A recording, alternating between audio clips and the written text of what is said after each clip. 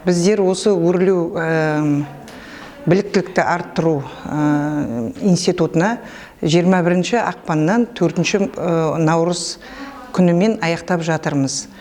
Өте керемет тренеріміз Каплиева Айгүл Кідірбайқызы.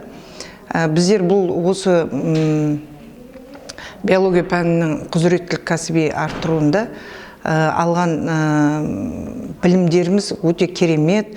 Оның ішінде функционалды сауаттылық, біріншіден, екіншіден пиза мен жұмыс жасау және тапсырмалармен қалай жұмыс жасау екенін білдік.